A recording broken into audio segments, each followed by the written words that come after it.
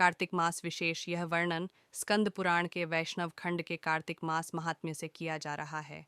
एक ब्रह्मा जी कहते हैं, मासों में कार्तिक देवताओं में भगवान विष्णु और तीर्थ में बद्रिकाश्रम तीर्थ श्रेष्ठ है। यह तीनों ही कलयुग में अत्यंत दुर्लभ है। 2. कार्तिक मास भगवान विष्णु को विशेष प्रिय है। कार्तिक मास में भगवान विष्णु के उद्देश्य से जो कुछ पुण्य किया जाता है उसका नाश कभी नहीं होता। 3. इस महीने में सभी देवता मनुष्य के निकट आ जाते हैं।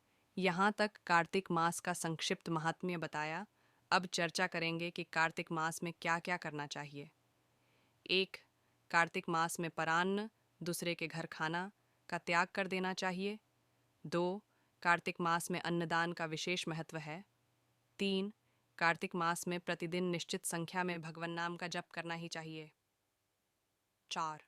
कार्तिक मास में प्रतिदिन शिव मंदिर या विष्णु मंदिर दर्शन करना चाहिए। 5. कार्तिक मास में अधिक से अधिक तुलसी और आंवले के वृक्ष का पूजन और रोपण करना चाहिए। 6.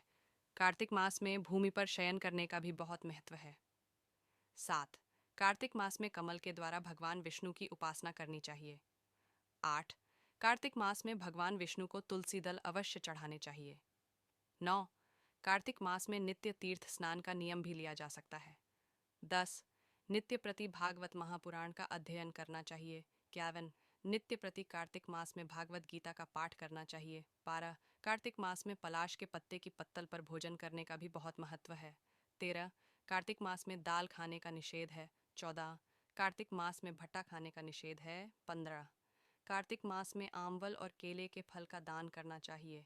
16. कार्तिक मास में मंदिर में दीपदान अनिवार्य रूप से करना चाहिए।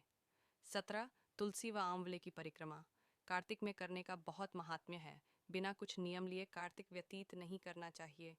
इसलिए सभी को ऊपर वर्णित 17 बातों में से किसी एक बात का नियम अवश्य लेना चाहिए और महीने भर उसका पालन करना चाहिए।